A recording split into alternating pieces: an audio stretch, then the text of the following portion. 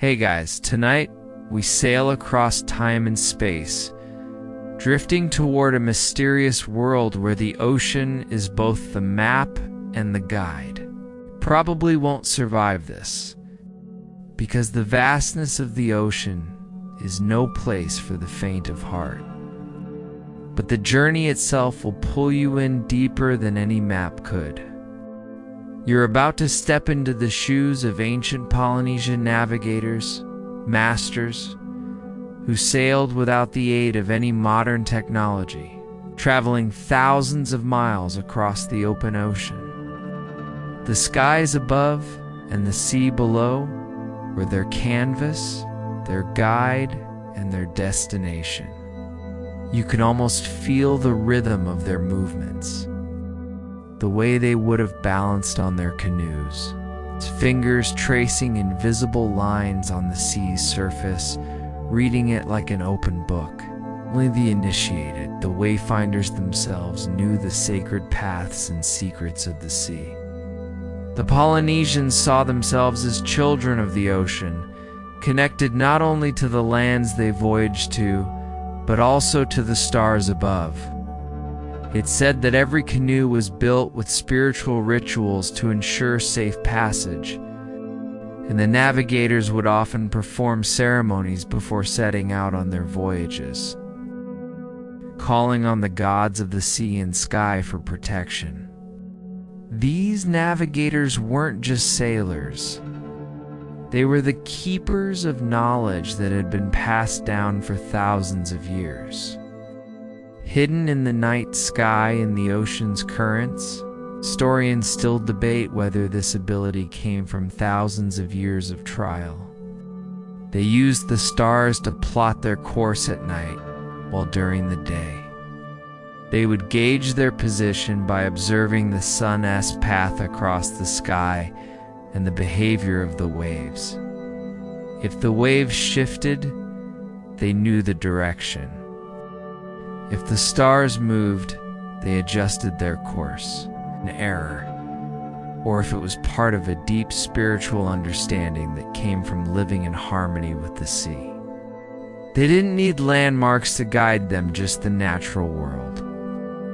And while we might think of a compass as a necessity for navigation to the Polynesians, it was an afterthought. The world, they believed, had its own compass, its own map, written in the wind, the stars, and the water. But either way, the ocean wasn't just a body of water to them. It was a living entity, a partner, a guide. Navigators didn't use paper charts or maps. Everything they needed to know was stored in their minds. You feel the wind on your face, hear the waves lapping gently at the sides of the boat, and in that moment you know exactly where you are. No compass, no GPS, just the knowledge that has been passed down through the ages. A silent language between you and the ocean. They knew the positions of the stars, the patterns of the waves, and how to recognize subtle signs in the wind. So, before you get comfortable, take a moment to like the video and subscribe, but only if you genuinely enjoy what I do here. Feel free to post your location and the local time where you are right now in the comments. I'd love to know where you're retuning in from. But how could they possibly know all of this without any physical tools? Now dim the lights, maybe turn on a fan for that soft background hum, and let's ease into tonight's journey together. The story of the Polynesian navigators. E.S.N.T. just a tale of seafaring it. So a story of humans. A profound connection to the natural world. Imagine, if you will, a vast expanse of water stretching out in every direction. It's a kind of place where you can lose yourself forever if you know exactly where you were going. The ocean is a tricky, untamable beast, and yet Polynesians mastered its language. They navigated by stars, by the wind, by the ocean currents, and by the flight patterns of birds. But perhaps most remarkable of all, they did so without ever seeing a compass, a GPS, or any map we would recognize today. To understand their incredible skill, we must first recognize something many of us overlook.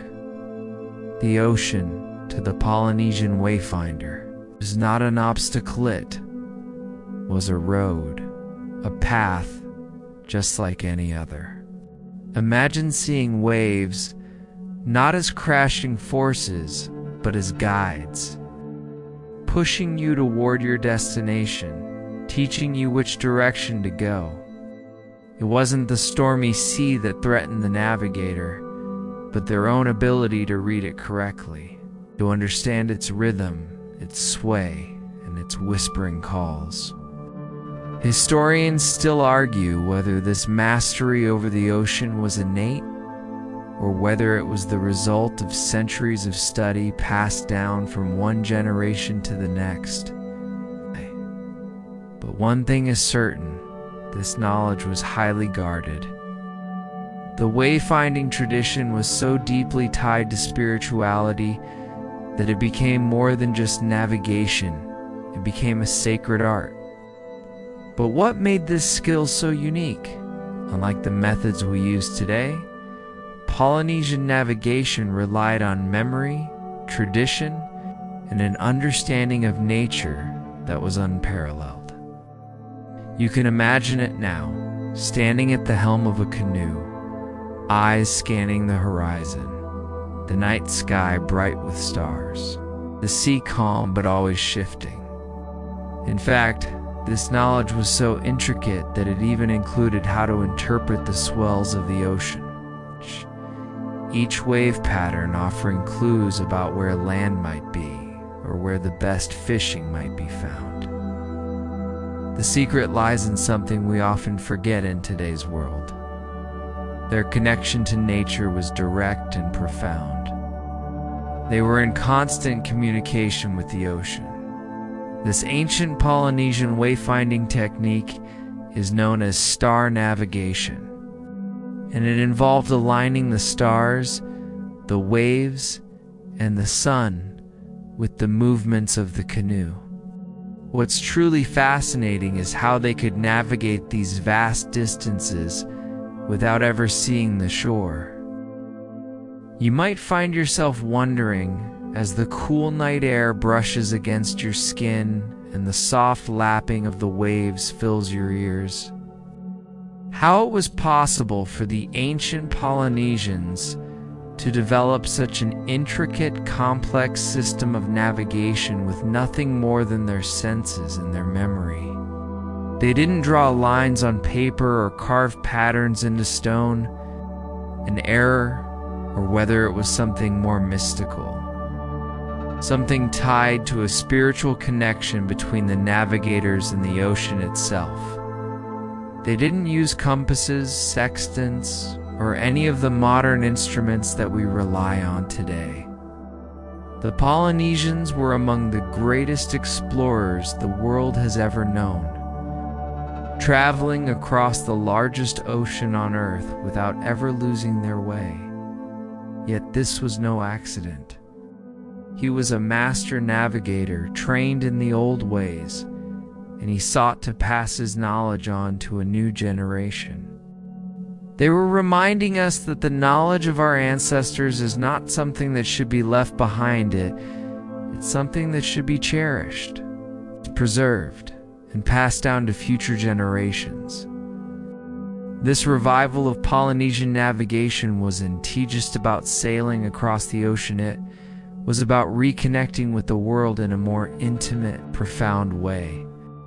His efforts were a rebirth of a tradition that had been nearly lost, and they sparked a movement to bring Polynesian navigation back into the public consciousness. As we look toward the future, it's hard not to wonder whether we, too, have lost something in our rush to embrace technology, and how that can teach us to navigate the world we live in today. Are we listening to the ocean's whispers? Are we in tune with the natural rhythms of the world around us? Or are we too focused on the noise and distractions of modern life to hear them? Modern GPS systems and satellites have made navigation easier, but in doing so, we've lost the connection to the ocean that the Polynesians once had. Perhaps there's a lesson here, a reminder that there's more to the world than what we can see on a screen or read on a map. Maybe the real art of navigation is not just about finding our way through the world. It's about understanding the world itself. It's about listening to the whispers of the wind and the song of the sea, and finding our place within the grand tapestry of nature. Emo's revival of traditional wayfinding is a reminder of how powerful these ancient systems of knowledge truly are. They didn't just rely on tools or technology, they relied on an understanding of nature itself, a deep connection to the land, the sea, and the sky. This was a system of knowledge passed down for generations, a way of seeing the world that allowed them to read the ocean like we read a map. And just as modern explorers study and navigate new lands, the Polynesians studied the ocean, memorizing the patterns of the currents, the movement of the stars, the migration patterns of birds, and even the way certain plants grew. All of this information came together to form a picture, a mental map that navigators carried with them as they sailed. Instead, they used their senses, the feel of the wind on their face, the direction of the currents beneath the canoe, the subtle shifts in the ocean's rhythm. As modern ships and engines began to replace the traditional canoes, and as Western methods of navigation began to take hold, the art of Polynesian wayfinding slowly began to disappear. Some of the knowledge was lost forever, while other parts of it were relegated to the realm of myth and legend. Historians still argue over whether the decline of the tradition was due to the spread of Western technology, the disruption caused by colonization, or the changes in the environment that made the ancient practices harder to sustain. What's undeniable, though, is that the knowledge itself began to fade, and with it, the profound connection between the navigators and the ocean.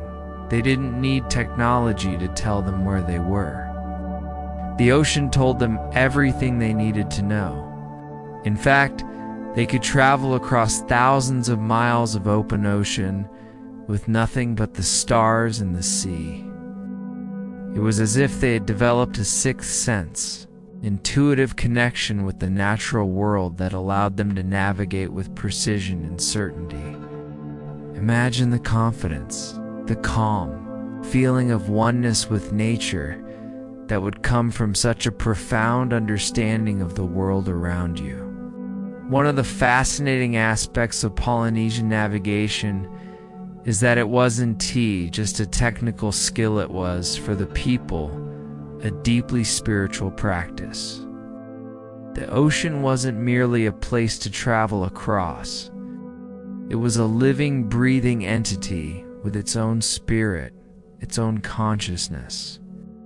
The navigators didn't just sail to their destinations, they sailed with the ocean as part of a conversation that had been going on for thousands of years.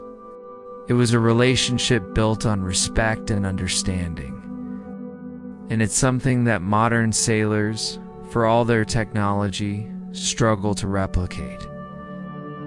Instead, they created mental maps, living blueprints of the ocean and its pathways. These maps weren't written in ink. They were written in the stars, in the winds, and in the waves. Imagine being able to recreate a map of the entire ocean in your mind, knowing the positions of islands not by seeing them, but by the way the waves swelled as they approached, by the direction of the birds overhead, by the way the wind shifted its direction. It's almost as if the navigator was carrying the ocean itself inside them. This knowledge wasn't something that could be learned in a classroom.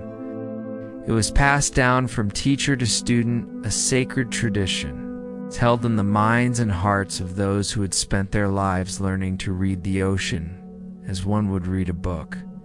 Imagine yourself aboard one of their sleek canoes, carved from the trees of the islands, so light it seems almost to glide over the ocean.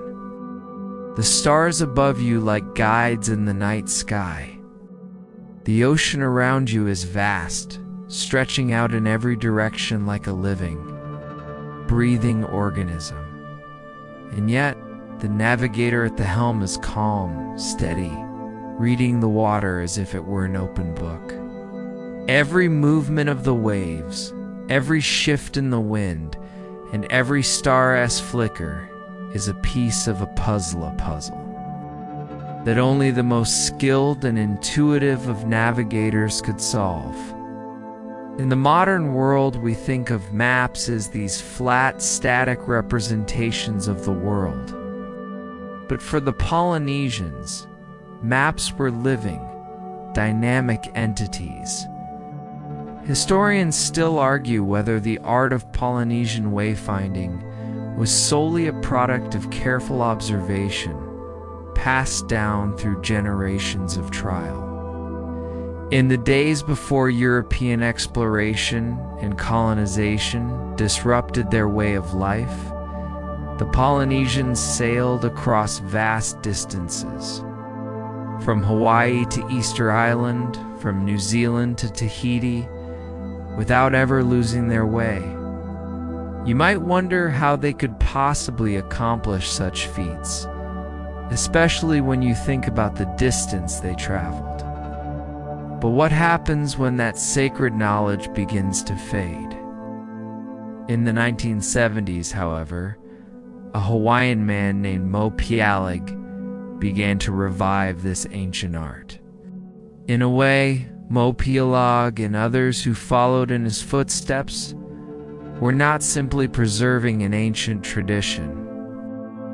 They were reconnecting with a piece of human history that had been forgotten in the rush of modernity. The challenge now, however, is whether this sacred knowledge will continue to be passed down as we continue our journey through this story. Take a moment to think about the relationship the Polynesians had with the ocean. As the sun dips beneath the horizon, painting the sky in hues of purple and orange, you find yourself caught between two worlds: the solid earth beneath your feet and the vast, endless ocean that stretches on, seemingly forever. The Polynesians didn't just navigate these waters, they became one with them. They understood that the ocean wasn't just a physical space to be crossed. It was a living, breathing entity with its own rhythms and moods. But one thing is for sure: the Polynesian navigators were, in a sense, communicating with the natural world. This wasn't just a skill, it was a relationship, a partnership with the ocean itself. The Polynesians saw the wind as a partner in their journey, a companion that could either be their greatest ally or their worst enemy. In the same way that the ocean itself was a vast network of currents and tides, Polynesian navigation was a web of knowledge passed from one person to the next. A master navigator would lead the crew, but it was a team effort, where every member was responsible for observing, for feeling, for interpreting. Just as the ocean had its language, so too did the community of navigators. technology that are far removed from anything the ancient Polynesians could have known. The Polynesians, using their intricate system of wayfinding, were able to explore the world's largest ocean, charting courses to distant islands that no one else had discovered. But what is undeniable is that they were pioneers, explorers, who understood the world in a way that most of us can only dream of. They didn't see the ocean as a barrier to be overcome. They saw it as an invitation, a vast expanse waiting to be explored. They didn't just stumble upon these places by chance, they knew exactly where they were going. And hearing the ocean speak to you in its own voice, it's a kind of freedom that most of us will never know, a freedom that comes from trusting the natural world and understanding the rhythm of the earth. It's not just about surviving on the ocean, it's about thriving in it, becoming a part of it, and understanding its deep, ancient language. And the proof of their success lies in the islands that they colonized, in the cultures they built, and in the generations that continue to navigate the seas with the same techniques: GPS, satellites, sonar. These things have transformed the way we think about navigation. But the Polynesians didn't need any of that. They had the ocean, the stars, and the wind. They had a deep understanding of their environment, and they knew how to use that knowledge to journey across the vast Pacific, traveling thousands of miles without ever getting lost. By understanding the subtleties of the wind's direction and its strength, they could make the necessary adjustments to their course. Each navigator relied on the others for support, for sharing knowledge, and for learning from the experiences of those who had gone before them. But the stars and the wind is your guide. The boat rocks gently beneath you, the waves lapping at the sides, and you re-following a path that stretches out in front of you, one that has been traveled for centuries. You're not just following a map, you're walking in the footsteps of ancestors, connected by an invisible thread that links you to the past. It's as if the ocean itself is holding you, guiding you, whispering its secrets to you. This community-driven aspect of navigation is what made the Polynesian system so resilient. It wasn't just about one person's skills, it was about a shared tradition, a collective effort that spanned generations. The wind wasn't just something they used to propel their canoes, it was something they could sense, something they could feel in their bones. Imagine being able to feel the ocean's pulse in your chest, hearing the waves speak as clearly as a whisper in the dark. This was their world, and they were masters of it. You probably think of wayfinding as something akin to following a set of directions on a GPS, right? Right. Turn left here, right there, and you're good. But for the Polynesians, it was something far more intuitive. Navigators learned not just by looking at the stars or observing the waves, but by listening to the stories of their ancestors. The stars above, the winds, and the tides, these were their guides. But the teachings of their forebears were just as critical. The stories they told weren't simply about past journeys. They were instructions for the future. They painted a picture of how to survive on the ocean, how to interpret the world around you, how to read the invisible language that connected the heavens to the earth. Wayfinding wasn't about precision in the way we understand it today. It was about feeling. It's about understanding the subtle shifts in the environment.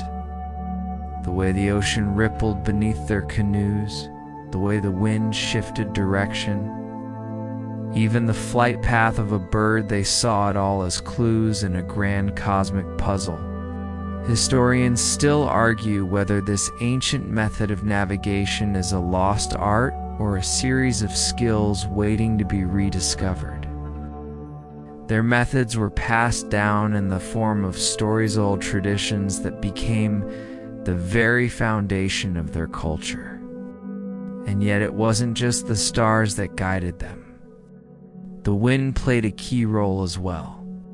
In fact, Polynesian wayfinding was not a solitary pursuit. It was a communal skill, learned through years of training and performed by teams working together. The idea of a master navigator might conjure up images of a solitary genius, standing alone at the helm of a ship, but the truth is far more collaborative. But let's pause for a moment. Imagine you're out there, lost in the vastness of the ocean. With nothing, it's hard to imagine, isn't it? In our modern world, we rely on tools. This might sound like something out of a myth or a legend, but it was real. Historians still argue about the methods used, with some suggesting that the Polynesians used simple maps made from sticks and shells, while others believe that they relied entirely on memory. Imagine sailing from one island to another, following the stars as your guide, feeling the wind shift beneath your sails. As the wind picks up, a light breeze pushing the sail just enough to keep the canoe moving forward. You can almost feel the quiet power of the ocean around you, an ancient force that holds its secrets close, waiting to be understood. If you listen closely enough, the sounds of the water beneath your boat are like a conversation, the ocean speaking to you in its own ancient tongue. The Polynesians were able to hear that language, and their understanding of it wasn't just the result of some fluke of nature. Some scholars believe that the navigators had a kind of sixth sense, an innate ability to feel the world around them, to understand the ocean in a way that defies explanation. The stars, the wind, the waves, the birds, it wasn't just a random collection of elements. They were all connected, a complex web of natural forces that could guide the navigators across the vast expanse of the Pacific Ocean. The stars above were like constellations on a map, a system of points in the sky that helped the wayfinders chart their course. After all, modern technology has made it easier to navigate the world's satellite navigation. GPS, radar, these tools allow us to travel anywhere on Earth without ever needing to rely on the stars or the wind. But what these technologies can't do is provide the kind of deep, intuitive understanding of the world that the Polynesians had. They didn't need a map because the world was their map. They didn't need technology because they had something far more valuable and intimate. Connection to the natural world, one that allowed them to navigate across the vast, empty ocean, as if it were just another part of the land. The wind was more than just a force, it was a message, a whisper that told the navigator which way to go. They understood that to sail across the ocean, you didn't need to conquer it, you needed to become one with it. Some scholars suggest that the Polynesians were capable of navigating across the Pacific and reaching the Americas long before European explorers ever set foot on those shores. There is evidence to suggest that the Polynesians may have reached South America, influenced the culture, and even traded with the ancient civilizations there. Whether or not they made it to the Americas first, one thing is certain: the Polynesians were unparalleled explorers, and their mastery of the seas was something that set them apart from any other navigators in history. They didn't fight the sea, they listened to it. They followed it, and in doing so, they became part of its rhythm. They didn't need the comforts of modern life, because they had something far more powerful: knowledge, intuition, and a deep respect for the natural forces that shape the world. The ocean's swells were the most important piece of the puzzle, each wave offering a clue about where to go next. But it wasn't just the physical elements they were reading. It was the whole environment, working together to guide them. And the canoe gently rocking beneath you, you realized that this was more than just navigation. It was a way of life, a way of connecting to the earth, to the sea, and to the stars in a way that few of us could ever understand. The Polynesian navigators were not just sailors. They were part of the very fabric of the world they sailed across. They were living embodiments of the wisdom of the natural world, and they were guided by forces far beyond anything we could ever measure or quantify. Others argue that it was the result of centuries of trial and error, a knowledge system that developed over time through careful observation and practical experience. The stars are your only companions, and the ocean stretches out in every direction. These stories weren't just about past events, they were instructional. They taught the next generation how to read the stars, how to feel the wind, and how to understand the rhythm of the waves. It's almost like the ocean itself was a book, one that could only be read by those who knew how to listen, how to feel, and how to understand the subtle signs of the world around them. The wind carries you forward, and the waves are your guide, subtly telling you which way to go. This is the true art of Polynesian wayfinding. Not a map on paper, but a mental map. One that you create with your senses. One that you read as you go, guided, not just by physical landmarks, but by the forces of nature themselves. It's a deeply spiritual experience, a connection to the universe that modern navigators could only dream of. And the most amazing part was all built on memory. These navigators didn't use written charts, they carried everything they needed in their minds. Every wave, every star, every gust of wind was a part of their mental map, a complex and intricate network of knowledge that spanned thousands of miles. Either way, one thing is clear. Polynesian wayfinding was something extraordinary. An achievement that even modern navigational technology struggles to replicate. They had spent generations learning the subtleties of the sea, how the waves rolled, how the winds whispered, and how the currents would shift as the islands approached. Their knowledge wasn't just physical, it was spiritual, a deep-rooted understanding of the natural world that bound them to the earth, the sky, and the water, in ways that few could ever comprehend. It's easy to think that navigating is simply about finding your way from point A to point B, right?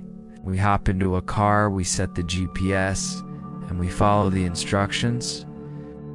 But for the Polynesians, wayfinding was an art, a complex, sacred practice that went far beyond mere travel.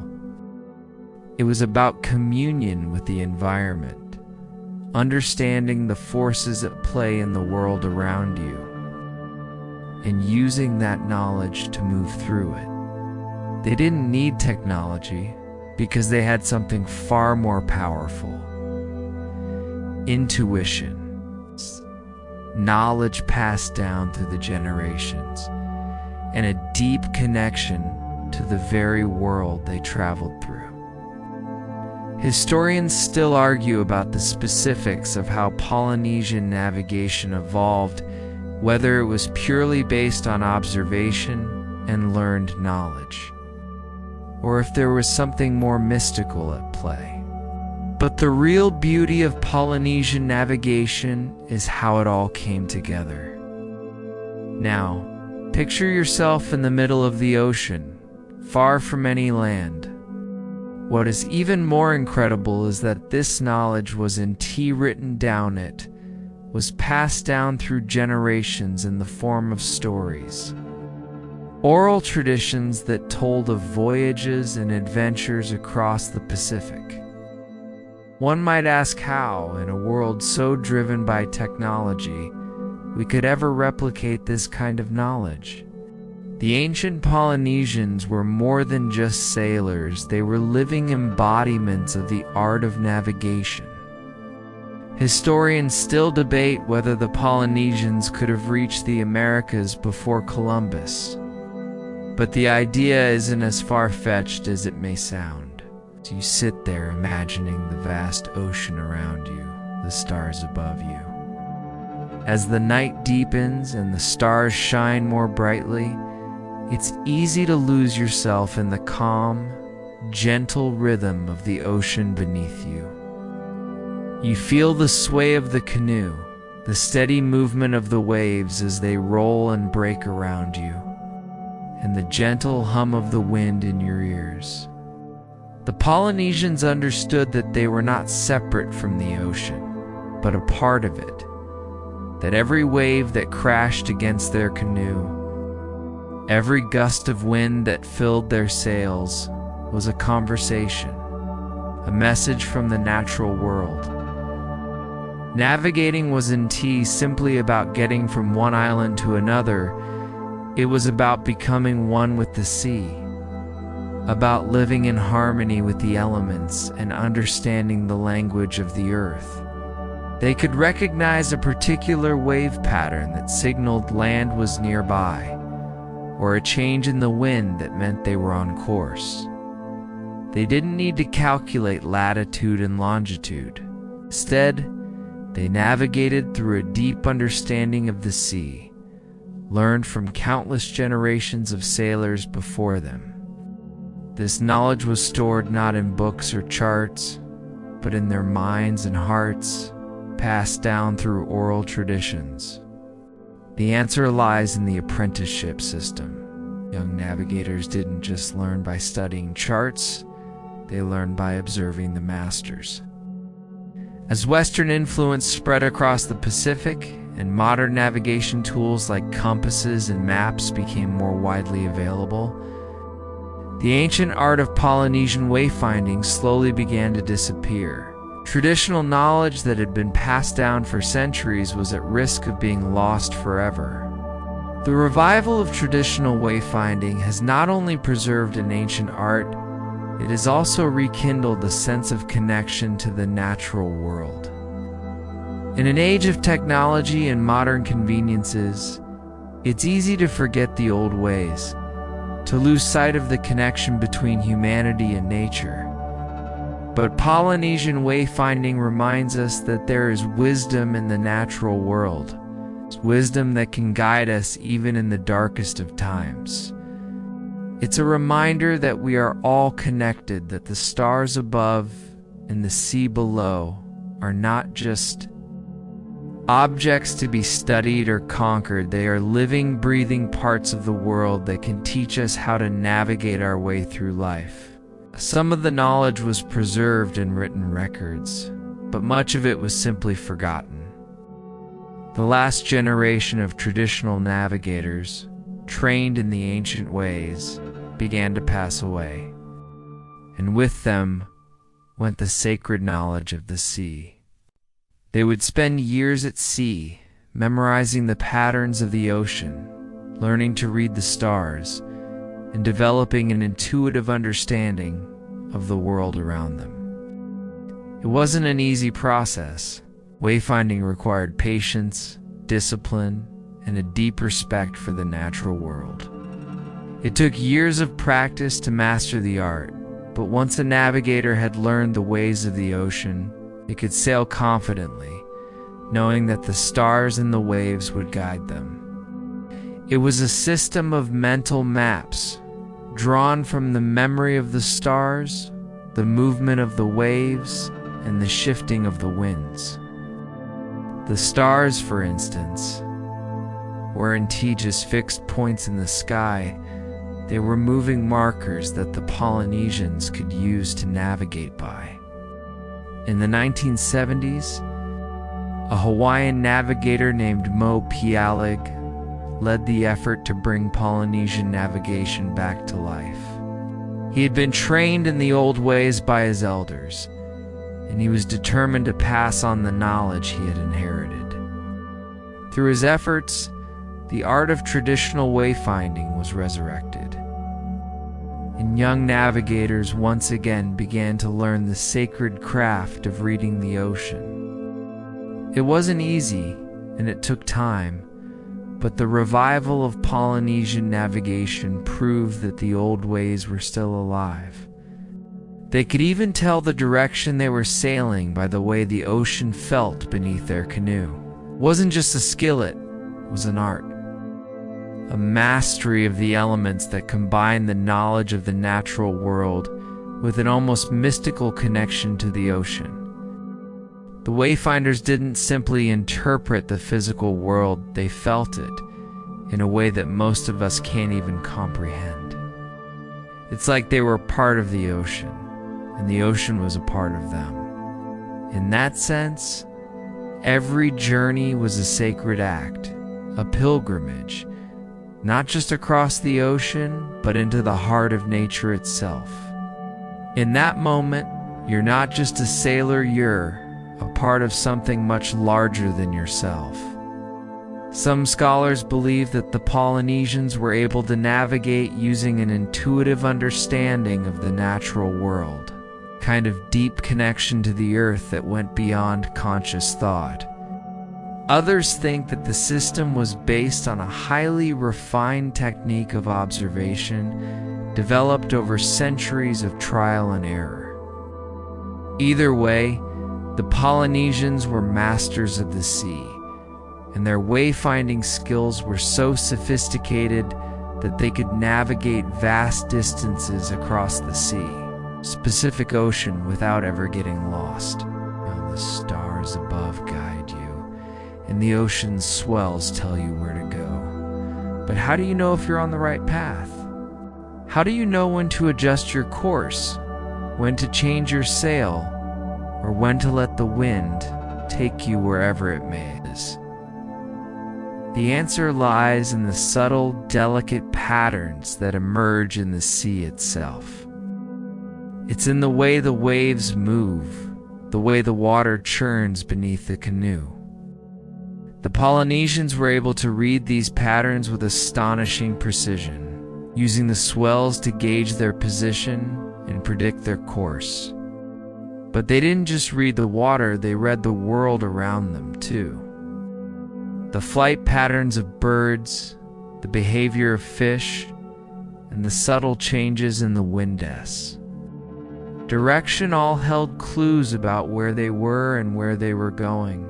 You're a part of a tradition that spans thousands of years, a tradition that has been passed down through countless generations.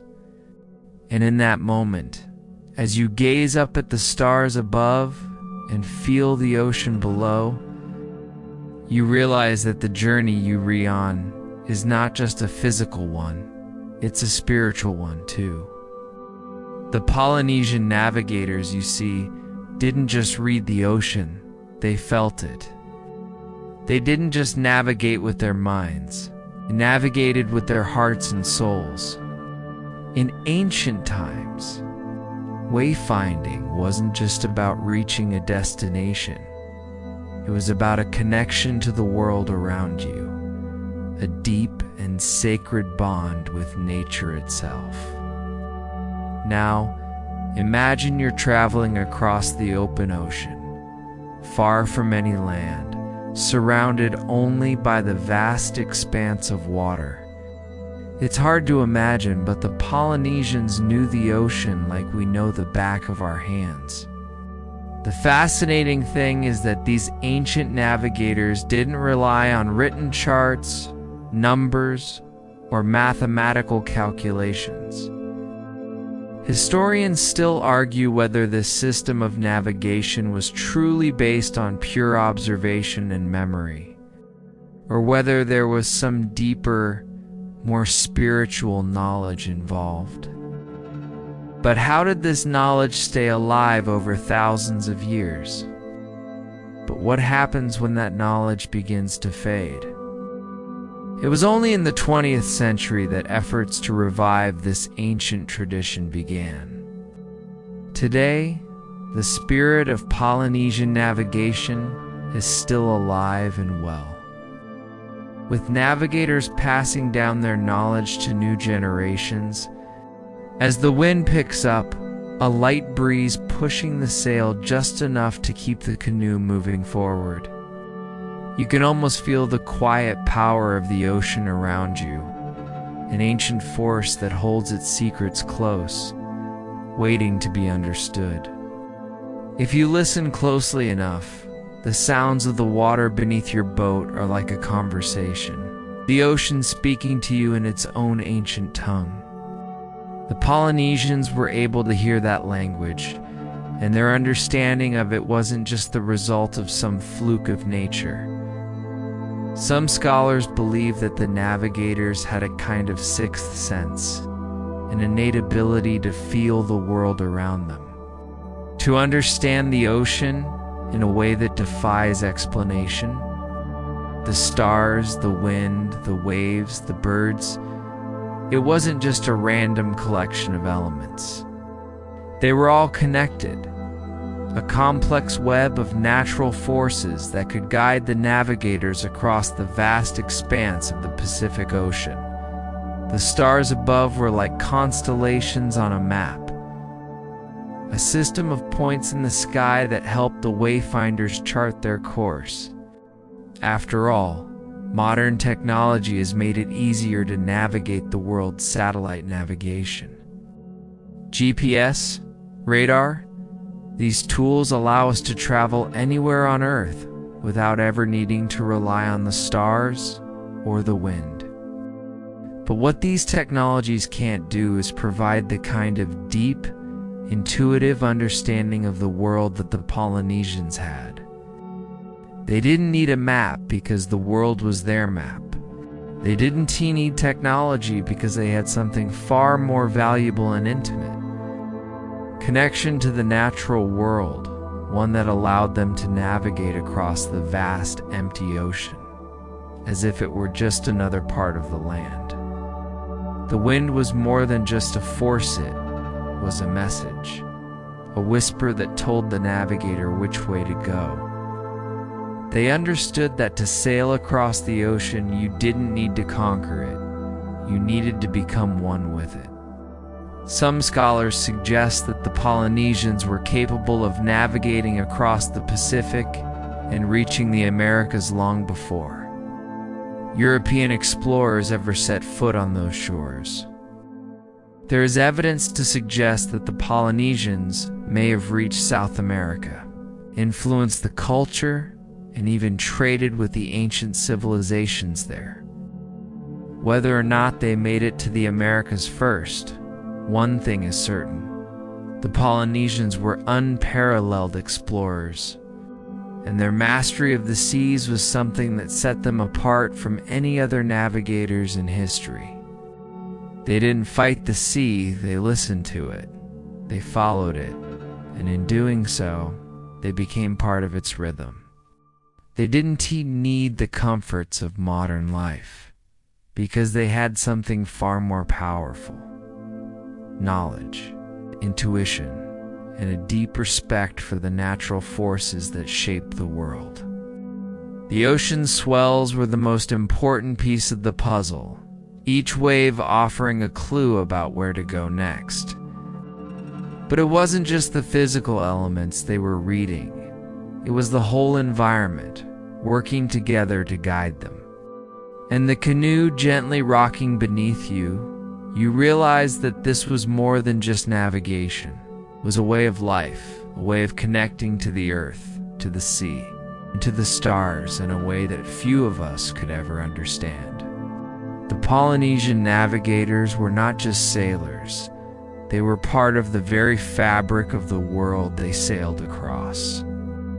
They were living embodiments of the wisdom of the natural world, and they were guided by forces far beyond anything we could ever measure or quantify. Others argue that it was the result of centuries of trial and error, a knowledge system that developed over time through careful observation and practical experience. The stars are your only companions, and the ocean stretches out in every direction. These stories weren't just about past events, they were instructional. They taught the next generation how to read the stars, how to feel the wind, and how to understand the rhythm of the waves. It's almost like the ocean itself was a book, one that could only be read by those who knew how to listen, how to feel, and how to understand the subtle signs of the world around them. The wind carries you forward, and the waves are your guide, subtly telling you which way to go.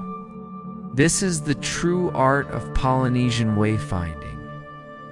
Not a map on paper, but a mental map. One that you create with your senses. One that you read as you go, guided, not just by physical landmarks, but by the forces of nature themselves. It's a deeply spiritual experience, a connection to the universe that modern navigators could only dream of. And the most amazing part was all built on memory. These navigators didn't use written charts, they carried everything they needed in their minds. Every wave, every star, every gust of wind was a part of their mental map, a complex and intricate network of knowledge that spanned thousands of miles. Either way, one thing is clear. Polynesian wayfinding was something extraordinary. An achievement that even modern navigational technology struggles to replicate.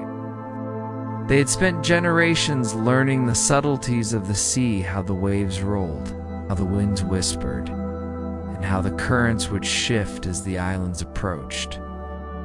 Their knowledge wasn't just physical, it was spiritual, a deep-rooted understanding of the natural world that bound them to the earth, the sky, and the water, in ways that few could ever comprehend. It's easy to think that navigating is simply about finding your way from point A to point B, right? We hop into a car, we set the GPS, and we follow the instructions. But for the Polynesians, wayfinding was an art, a complex, sacred practice that went far beyond mere travel. It was about communion with the environment, understanding the forces at play in the world around you, and using that knowledge to move through it. They didn't need technology because they had something far more powerful. Intuition, knowledge passed down through the generations, and a deep connection to the very world they traveled through. Historians still argue about the specifics of how Polynesian navigation evolved, whether it was purely based on observation and learned knowledge, or if there was something more mystical at play. But the real beauty of Polynesian navigation is how it all came together. Now, picture yourself in the middle of the ocean, far from any land. What is even more incredible is that this knowledge wasn't written down, it was passed down through generations in the form of stories. Oral traditions that told of voyages and adventures across the Pacific. One might ask how, in a world so driven by technology, we could ever replicate this kind of knowledge. The ancient Polynesians were more than just sailors, they were living embodiments of the art of navigation. Historians still debate whether the Polynesians could have reached the Americas before Columbus. But the idea isn't as far-fetched as it may sound. As you sit there imagining the vast ocean around you, the stars above you. As the wind begins to die down, and the night sky turns an inky blue, filled with stars that seem to pulse in rhythm with your own heartbeat, you were struck by an overwhelming sense of how small and insignificant you are in the grand scheme of things. The vastness of the ocean stretches out before you, endless and mysterious, and yet the Polynesian navigators didn't just exist on the edge of this great expanse. They were masters of it, reading it like a book that only they could understand. And in that moment, as the silence of the ocean wraps around you like a heavy cloak, it was not just about getting from one place to another. It was about understanding the world. It's feeling the connection between the navigator, the ocean, and the stars. The navigator was not just a passenger on the ocean, but a part of it, moving in harmony with the natural world, guided not just by physical forces, but by something far deeper. These were not just stories of adventures or voyages. They were maps, filled with information about the stars, the winds, and the waves.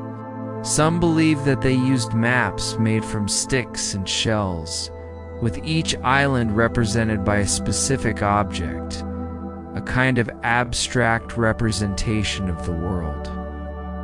Others believe that the navigators relied purely on memory, creating mental maps of the ocean and its patterns. But whatever the method, the result was the same. The Polynesians were able to navigate vast distances across the Pacific with nothing but the natural world to guide them. They didn't need technology. They had something far more powerful, a deep, intuitive understanding of the ocean, the stars, and the winds, passed down through generations of sailors. They were living records, passed down orally from one generation to the next. It's a story of people who didn't just survive on the ocean, they thrived on it, becoming one with the sea, the stars, and the wind. They understood that the world was not something to be conquered, but something to be understood, to be listened to, and to be respected.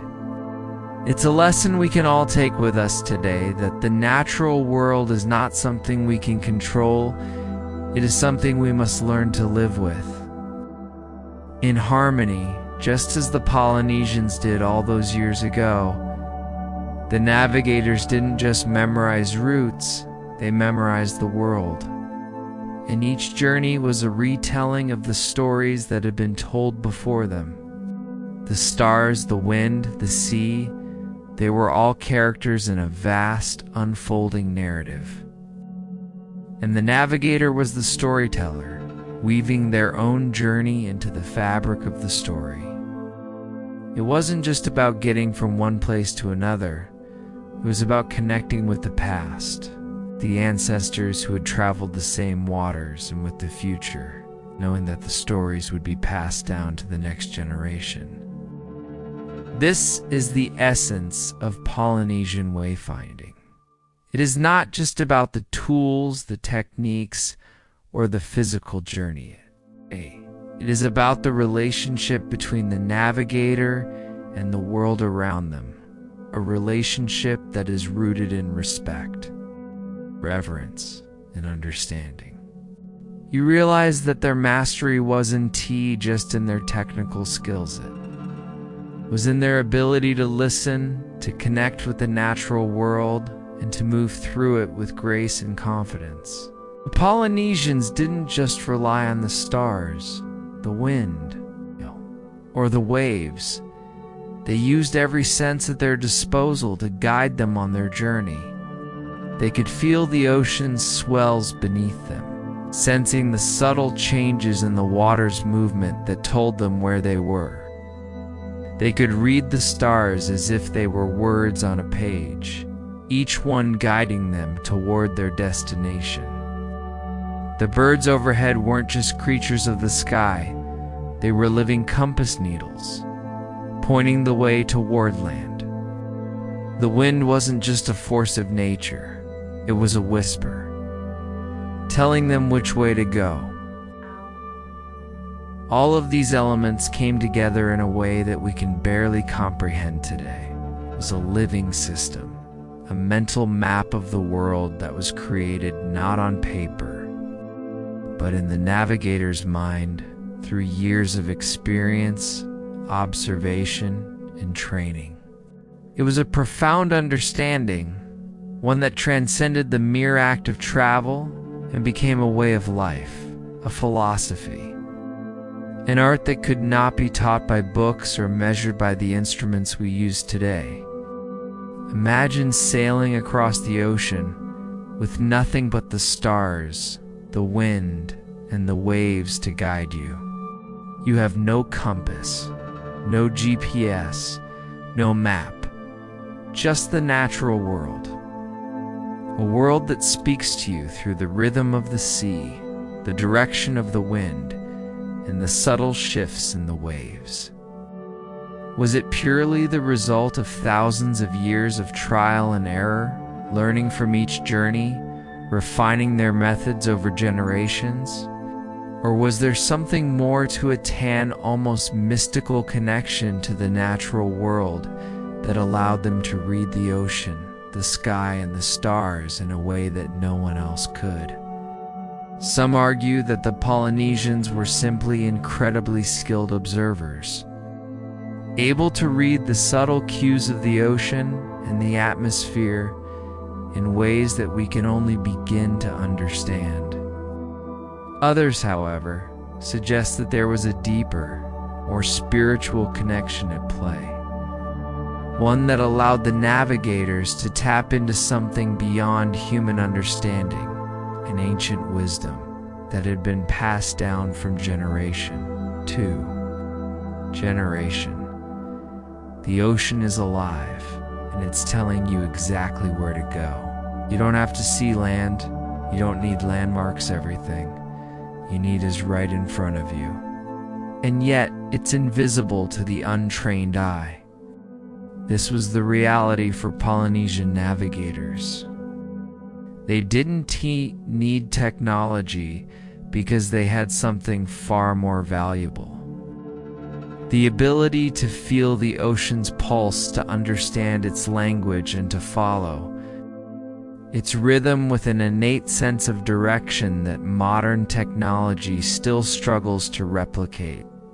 Historians still debate how the Polynesians could have developed such an extraordinary system of navigation. Regardless of how they did it, the truth remains that Polynesian navigation was a deeply spiritual practice. As you imagine yourself on the open ocean, you start to realize just how remarkable this system of navigation was. But how did they preserve this knowledge? In the world of the Polynesians, knowledge wasn't stored in books or passed down through written text. It was passed through stories. Historians still argue over how exactly the Polynesians were able to accomplish these extraordinary feats of navigation. The story of Polynesian navigation is a story of human resilience, of the ability to connect with the natural world in ways that we've long since forgotten. As you continue to imagine yourself gliding across the open ocean, feeling the weightlessness of the canoe beneath you, and the rhythmic pulse of the water around you, the true depth of what the Polynesians achieved starts to sink in.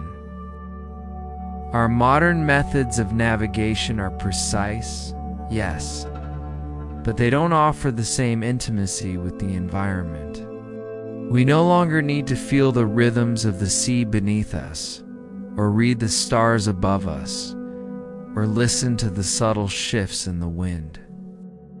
And the truth is, it wasn't about tools, it was about experience. The Polynesians didn't rely on technology. They relied on generations of learning, observing, and experiencing the world around them. The ocean was not a threat to be feared, but a resource to be understood, a path to be followed. The Polynesians did this not once or twice, but regularly as a part of their everyday lives. The ocean wasn't a place to be crossed. It was a partner in their journey, a guide in their quest for knowledge and understanding.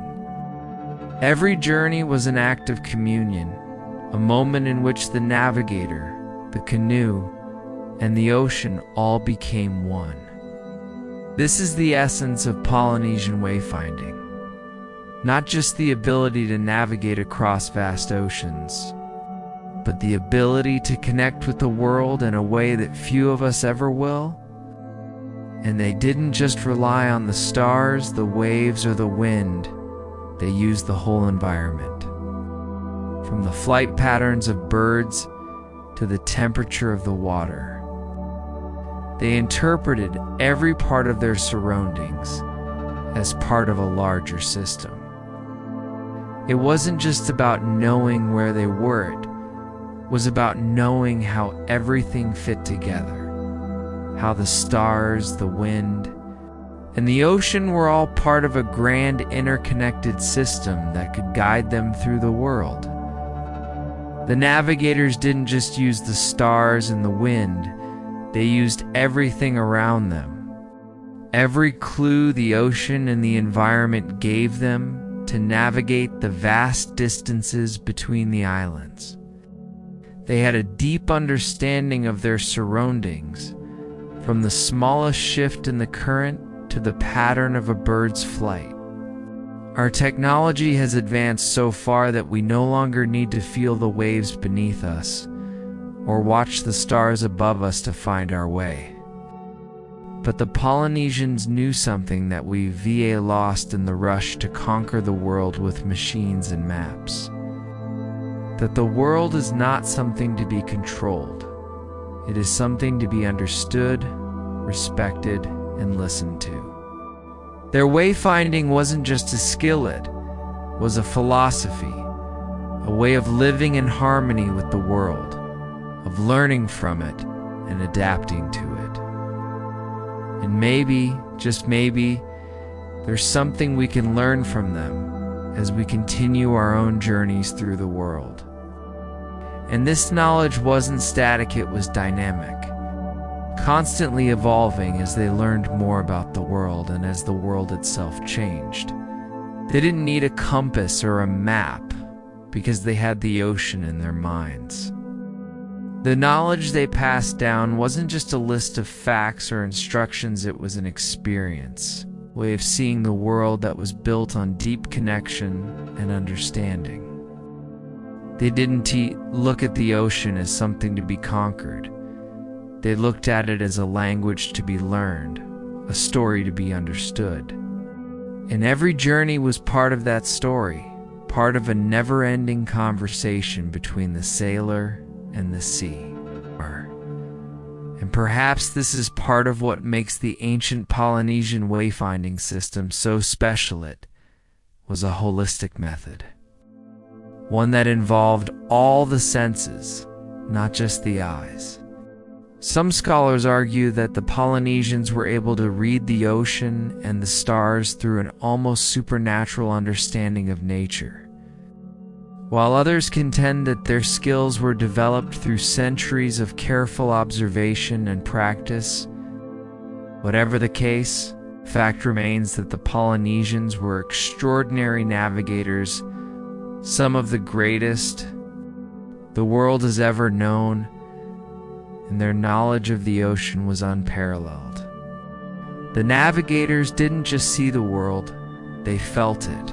They experienced it with every part of their being, connecting with the ocean in a way that few, if any, modern sailors can. They were masters of their environment, not because they controlled it, but because they understood it so deeply.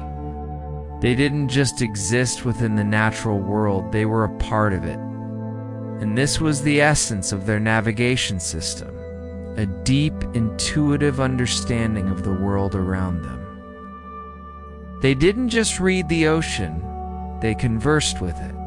Every swell, every gust of wind, every star in the sky, each one spoke to them, telling them a story, guiding them along their journey.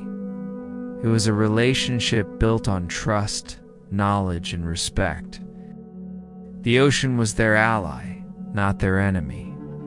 They didn't fear it, they understood it. They knew that to navigate the vastness of the Pacific was not about fighting nature. It was about listening, learning, and adapting.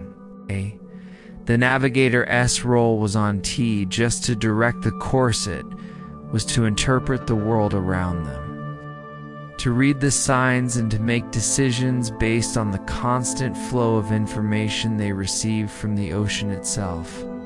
To imagine this level of connection to the natural world is almost impossible in today's world of screens, GPS systems, and satellite tracking. As you sit there on your imagined canoe, the wind lightly brushing your face and the ocean stretching out in every direction, you might begin to feel a shift. It's not just about the stars and the waves anymore. It's about something deeper, something that binds you to the natural world in ways that go beyond the surface. The Polynesians, as great as their navigation skills, were also recognized something that we tend to forget in today's world.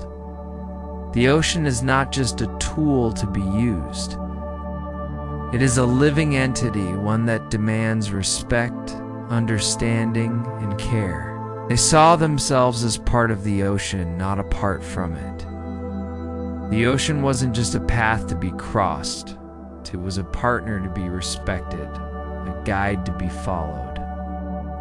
And this partnership, this dialogue between human and nature, was at the heart of Polynesian wayfinding.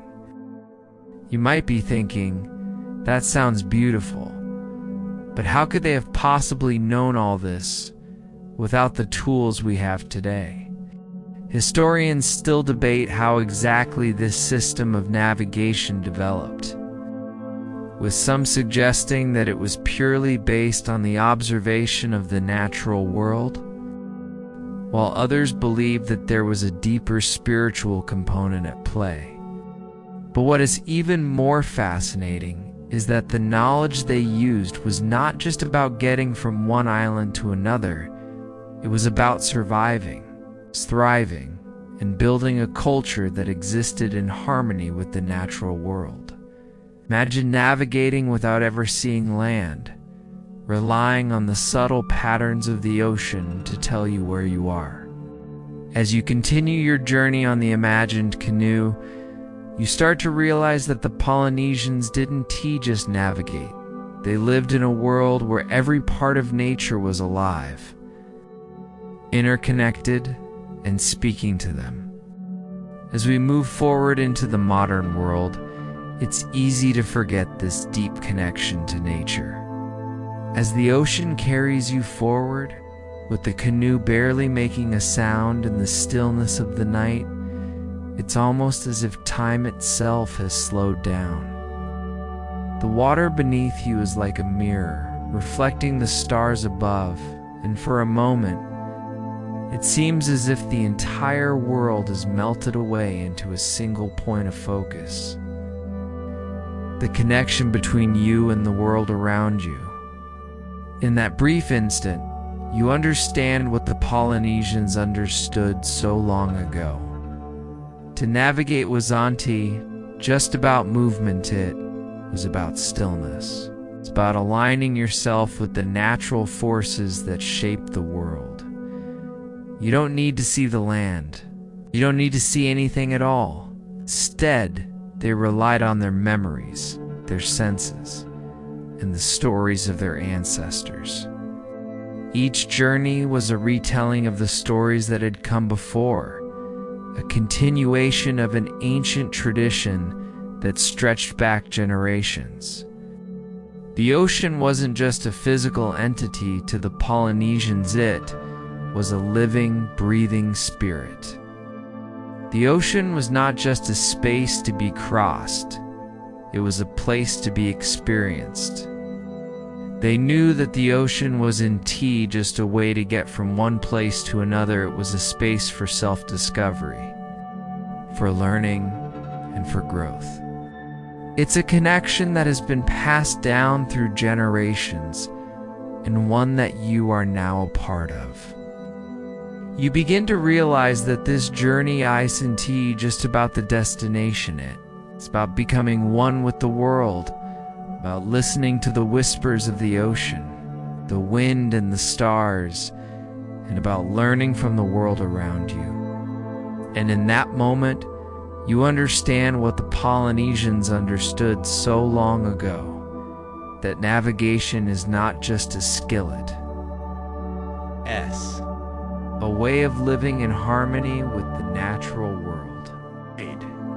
It was a space where they could reconnect with their ancestors, with their culture, and with the world itself.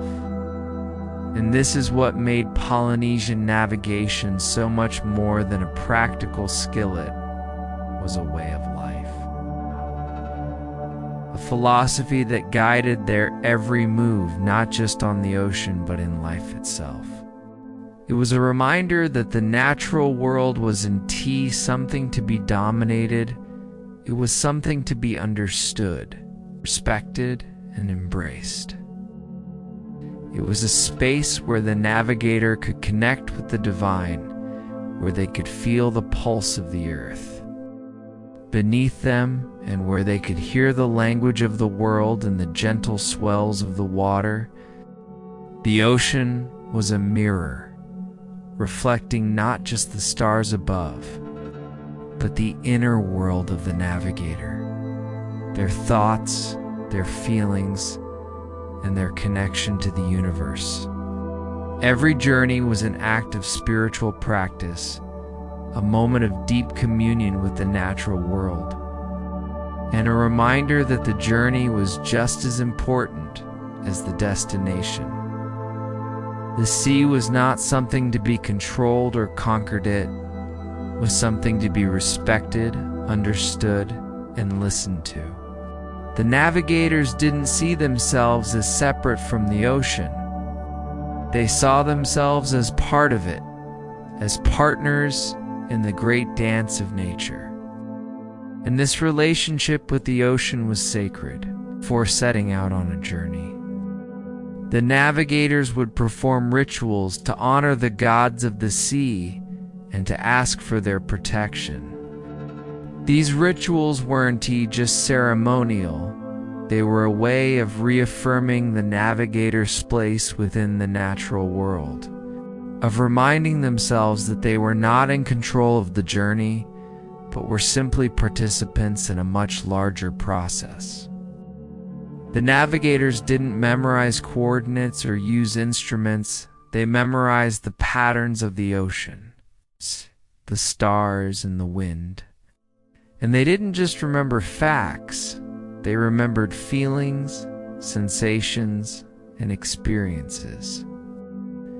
They could recall how the water felt beneath their canoe, how the wind tasted on their lips, and how the stars moved across the sky. This was the essence of their navigation. It was an embodied knowledge, one that lived in their bodies and minds, not in books or tools. You can feel it: the direction of the wind, the shape of the waves, the way the ocean shifts beneath you. Some believe that they used simple maps made from sticks or shells, kind of visual representation of the world that helped them remember the locations of the islands. Others suggest that the navigators didn't need anything physical at all. Instead, they relied on their mental maps, which they built from years of experience and training. These mental maps were not static, they were dynamic. constantly changing as the navigator learned new patterns and experienced new journeys. The knowledge wasn't just passed down as a set of facts. It was passed down as an experience, a way of seeing and understanding the world. Everything tells you where you are. This wasn't just a skill, it was a deep, almost instinctive understanding of the world. It's as if the ocean itself is communicating with you, telling you where to go, where to turn, when to wait, and when to move. Every wave, every gust of wind is a message, a subtle clue that helps guide you along your way. The skill of Polynesian navigation wasn't about reading maps. It was about reading nature. It's about understanding its language and following its guidance. And yet, despite the beauty of this moment, there was always the danger of losing that connection, drifting off course, of allowing the ocean to swallow you whole. The Polynesian navigators understood this danger better than anyone. They knew that if they didn't listen carefully, if they didn't observe every change in the wind, the waves, the stars, they might lose their way. They didn't just fear getting lost, they feared losing the deep spiritual bond they had with the ocean. This was not just a journey, it was a sacred act, an act of communion between human and nature. Historians have long debated the intricacies of Polynesian navigation, with some claiming that the navigators were simply extraordinary observers, and others suggesting that their ability to read the ocean was something more mystical, something that we still don't fully understand. One thing is certain, though. Polynesian navigation was about more than just getting from one island to another. It was about understanding the world, connecting with the natural forces that governed it, and aligning oneself with the rhythm of the earth. The navigators didn't just sail across the ocean, they became one with it. They didn't just follow the stars, they listened to the language of the sea, and it told them everything they needed to know. Imagine for a moment that you are one of these navigators, standing at the helm of your canoe. Your eyes scanning the horizon for the faintest glimmer of land, but not looking for anything specific. The most fascinating aspect of this navigation system is that it didn't rely on any written knowledge. The Polynesians didn't use maps or charts. Historians have long wondered whether the Polynesians used any sort of physical map to help them navigate. But perhaps the most striking thing about Polynesian navigation is how it was tied to spirituality. As you sit there, imagining yourself sailing across the Pacific, you begin to understand that this wasn't just about reaching a destination, it was about the journey itself. The Polynesians knew this better than anyone. As you continue to sail on your imagined journey, you can feel the weight of this knowledge settle in. The deep connection to the ocean, the stars, and the world around you. As you drift further into the night, the stars above you shimmer like scattered diamonds, each one a guide in its own right. There's a hum of energy in the air as the ocean continues its eternal dance, pushing your canoe forward, whispering its secrets to you through the ripples of the water. It's often suggested that the knowledge was passed down orally, not as a dry set of instructions, but as living, breathing stories. These stories, passed from one generation to the next, were not just tales of adventures. They were practical lessons in how to read the stars, and how to understand the waves, and how to interpret the language of the sea. The sea wasn't just a body of water to them. It was a living, breathing entity, full of spirit and meaning. The ocean was the home of their gods, and the stars were the eyes of their ancestors, watching over them as they sailed across the vast, empty ocean. For the Polynesians, navigating was not just a practical task, it was a spiritual journey, one that required them to align themselves with the natural world in a way that few of us could ever truly understand. We've built cities, highways, and machines that allow us to navigate the world without ever having to feel the wind in our hair or the salt water on our skin. And the endless water, you realize that the Polynesians weren't just navigators, they were philosophers, spiritual guides, and teachers. Their journey was not just to cross the ocean, it was a journey into the heart of nature itself, a journey that taught them to listen, to understand, and to connect with the world in a way that we feel lost in our rush to embrace technology and progress. But the Polynesians left behind a legacy, a reminder that we are not separate from the natural world. We are a part of it. And just as the Polynesians once listened to the ocean's whispers, perhaps it's time for us to start listening again. We've separated ourselves from the rhythms of nature, from the subtle cues that the ocean once gave us. And in doing so, we've lost touch with a part of ourselves, a part that the Polynesians never forgot. A part that was so intimately connected to the land, the sea, and the sky. The Polynesians didn't just travel the world, they lived in harmony with it. They understood that their journey wasn't just about where they were going. It was about how they got there, about the relationship they had with the world around them, and about the spiritual connection that guided their way.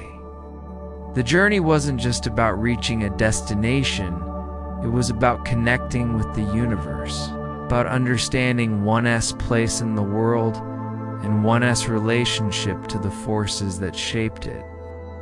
Every story carried with it the wisdom of the past, the knowledge of the world that had been gained through centuries of observation, trial, and error. The ocean was not just a means of travel, it was a source of sustenance, a provider of food and resources. The Polynesians didn't just use the sea to get from one place to another. They lived with it, relied on it, and revered it. Their way of life was built around the sea. Their ability to navigate was inseparable from their deep respect for the ocean and everything it represented.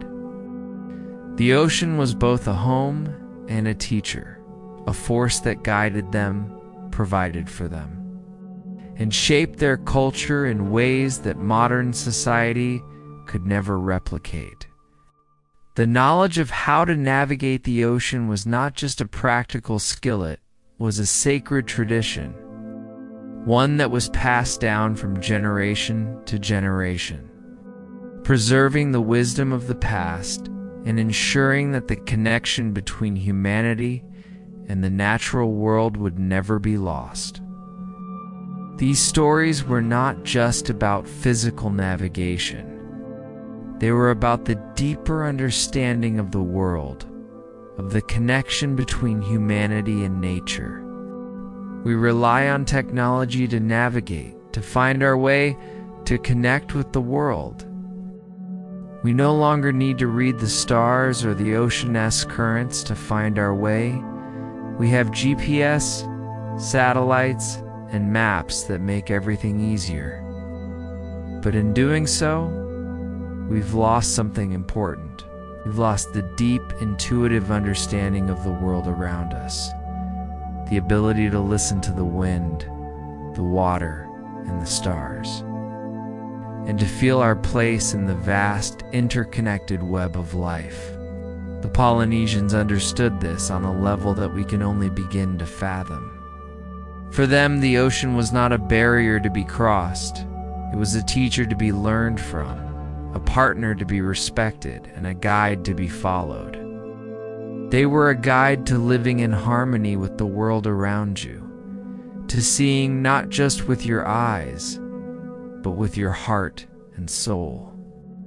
The calm is deceiving, though, for beneath the serenity of the surface, the ocean is always moving, always shifting, and always watching. Polynesian navigators, those masters of the open sea, were keenly aware of this undercurrent of motion.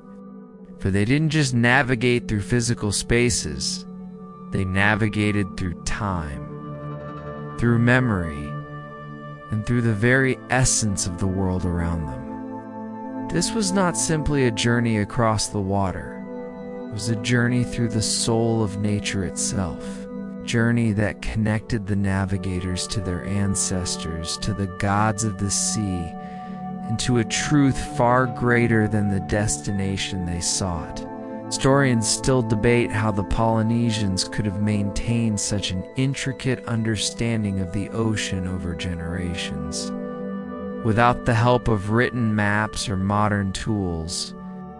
As you imagine yourself in this world of ancient Polynesian wayfinding, you begin to realize that the ocean wasn't just a tool, it was a teacher. The ocean taught the navigators to listen, to watch, to feel, and to understand. It taught them to read the subtle signs of nature, the way the waves shifted with the wind, the way the stars moved across the sky, the way the birds flew in certain patterns. The ocean was alive with knowledge, and the navigators were its students, humbly following its guidance with reverence and respect. It wasn't about conquering the CIT, it was about learning from it, about understanding its moods and rhythms and becoming one with it. The Polynesians didn't just follow the ocean, they listened to it. And in doing so, they were able to chart their course with an accuracy and precision that modern sailors can only dream of. But it wasn't just the physical act of navigation that made the Polynesians so extraordinary. It was their deep spiritual connection to the ocean, the stars, and the world around them. This connection to the ocean was reflected in every aspect of Polynesian life. Today, we live in a world that is increasingly disconnected from the natural forces that once governed our lives. In the modern world, it's easy to forget how deeply connected we are to the natural world. As you sit here imagining yourself once more on the open ocean, surrounded by the quiet beauty of the stars, as you drift deeper into the night, you might feel a strange peace washing over you, the sound of the water against your canoe, the gentle rustle of the wind and the stars, shining overhead as if they're watching your every move, guiding you forward. In the quiet of the ocean, there is a sense of being held, of being part of something ancient and eternal. The ocean was sacred to the Polynesians. It's not just a means of travel, but a divine entity, home to their gods, spirits, and ancestors. And the stars twinkling above you, it's not hard to understand the deep connection the Polynesians felt with the world around them. The ocean was not just a vast expanse of water, it was a living, breathing entity, one that they were in constant conversation with. In our modern lives, we rarely have to navigate by the stars or the waves. In fact, modern navigation tools have allowed us to travel further, faster, and more efficiently than the Polynesians could have ever imagined. But the Polynesians remind us of something we've forgotten, that the world is alive, that nature speaks to us. You can feel the pulse of the ocean, the heartbeat of the earth, and the guiding light of the stars above. You're not just navigating, you're becoming part of the world, part of the ocean, part of the sky. And in that moment, you understand the Polynesian secret, that to navigate is not just to find your way across the world, it is to understand your place in the world, to listen to the language of nature, and to live in harmony with it. The ocean, the wind, the stars, they are not separate from you. They are part of you. And together, you will journey through this world, guided not just by your mind, but by your heart, your soul, and your connection to the earth. And that to truly navigate the world, we must listen. We must learn to read the subtle signs of the environment, the way the air shifts, the way the waves move, the way the stars guide us through the night. These are the signs that the Polynesians read so fluently, and they are signs that we too can learn to read if we are willing to listen. We rarely need to feel the wind on our faces or listen to the whispers of the ocean. Our lives have become dominated by technology, by screens, by systems that tell us exactly where to go and how to get there. But in doing so, we've lost something vital, something ancient, something that the Polynesians understood so deeply.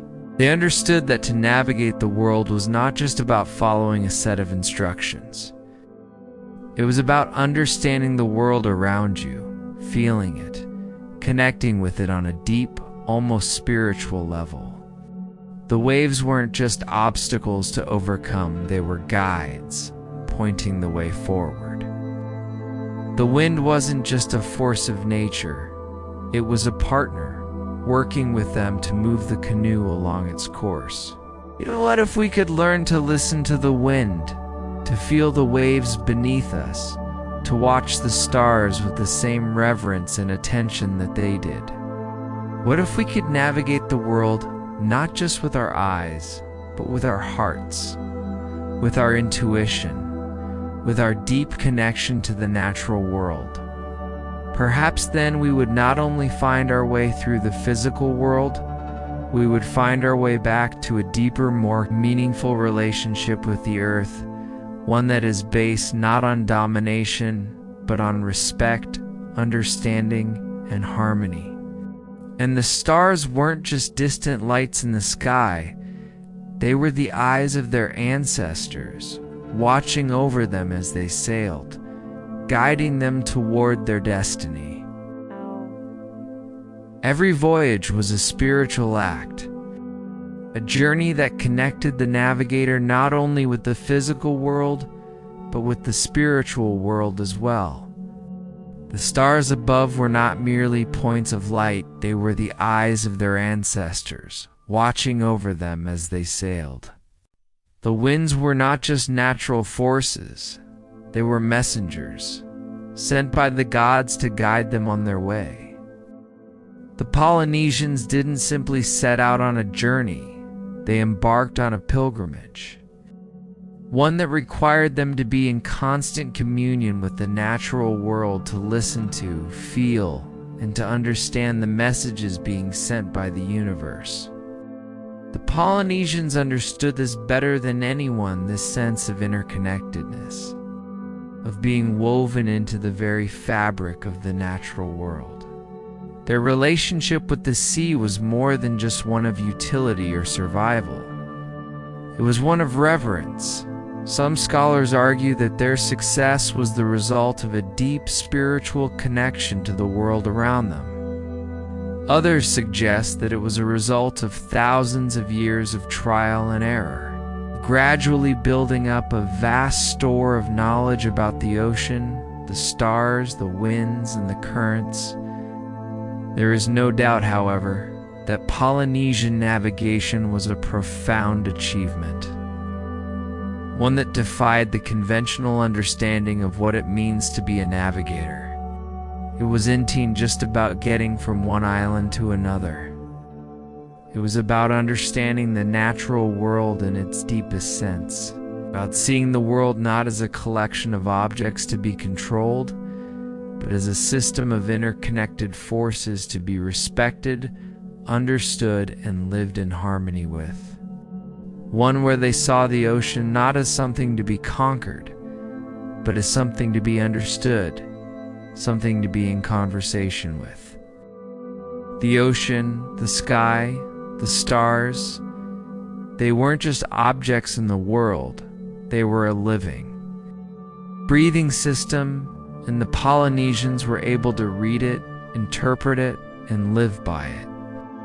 Navigating the open ocean without the aid of modern instruments is something most people today can't even imagine. We've become so dependent on technology, on GPS, on satellites, on compasses, that the idea of using natural signs to find our way seems almost archaic. And yet the Polynesians were able to do this with astonishing accuracy, navigating thousands of miles across the Pacific Ocean without ever losing their way. They didn't need technology because they had something far more profound: an intimate connection with the environment, a deep understanding of the natural forces that governed their world. They read the stars as one might read a book, each one telling them where to go, what to do, and what was coming next.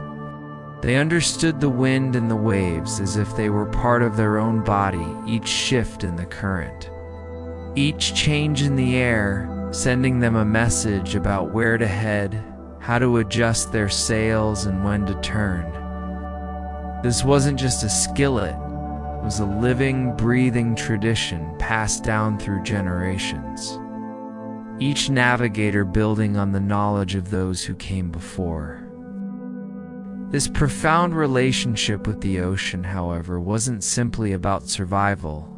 It was about spirituality too. As you sit on your imagined canoe, the wind brushing your face, historians have long been fascinated by the Polynesian way of life, particularly their extraordinary ability to navigate the vast Pacific without the aid of modern instruments. In many ways, the Polynesian way of navigating the ocean serves as a powerful reminder of how disconnected we've become from the natural world. This is not to say that technology is inherently bad. Imagine for a moment if we could reconnect with the world in the way the Polynesians did. As you sit there on your canoe, gliding silently through the night, you can feel that connection to the world around you. The ocean around you begins to hum with a soft energy, like a song you've known all your life, but never heard until now. The canoe glides effortlessly across the water, as though it knows exactly where it's headed. The wind whispers secrets in your ear, gently pushing the sails, and the stars above seem to shimmer with a knowing glow. We in our modern world are so used to the technology that surrounds us: GPS systems, maps. The Polynesians believed that the ocean was alive, that it had a spirit, a consciousness of its own. The knowledge of navigation was passed down through generations, taught from master to apprentice, not just through practical lessons, but through stories. The arrival of European explorers and the spread of Western technology brought with it new methods of navigation, methods that relied on compasses, maps, and other tools. In the 1970s, a Hawaiian navigator named Mo Pialig began the difficult task of reviving this ancient art. He was a master navigator, trained in the traditional methods, and he sought to pass down his knowledge to a new generation. Through his efforts, the art of Polynesian navigation began to rise again from the ashes, proving that the connection between the Polynesians and the ocean was far from lost. Mao's work was a reminder that the wisdom of the past could still be reclaimed, that the deep connection between humanity and nature could be restored. Slowly, the ancient art of wayfinding began to fade into obscurity. As the knowledge was no longer passed down in the same way, and the traditions were left to wither, Polynesian navigation was never just a set of technical skills. It was a way of seeing the world, a way of living in harmony with the natural forces that govern the universe. You realize in that moment that the journey is not just physical, it is spiritual. It is a journey not only across the sea, but into your own soul, into your connection with the world around you. As you listen to the wind, as you read the waves, you are reminded that you are part of something much larger than yourself. You are not separate from the world, you are one with it. And in that realization, you understand what the Polynesians understood so long ago, that to navigate is not just to move across the earth, it's to move through life with a deep sense of understanding, respect, and connection. The ocean, the stars, the wind, they were not just physical elements to be understood. They were part of a larger cosmic system, one that the Polynesians had always known how to read. And through Mao's efforts, this knowledge was revived, not just as a skill, but as a way of life, one that reconnected people to the natural world and reminded them of their place within it. Some of the knowledge was preserved through written records, but much of it was lost, swallowed by time and by the changes brought by the outside world. The deep spiritual connection between the Polynesians and the ocean, once so vibrant and alive, began to fade. These were not just stories of past journeys, they were blueprints for future ones. No? The stories carried with them the wisdom of the ancestors, the knowledge of the stars, the waves, and the winds. There were living records, passed down through the generations, preserving the ancient art of navigation for future generations. And as each navigator learned the art of wayfinding, they didn't just learn the technical aspects of sailing, they learned to connect with the natural world, to listen to it, to feel it, and to understand it. To them, the ocean was not just a physical expanse of water. It was a living being with its own rhythms, moods, and wisdom. The wind wasn't just a force that moved their sails. It was a messenger, a guide sent by the gods. The stars weren't just points of light in the sky.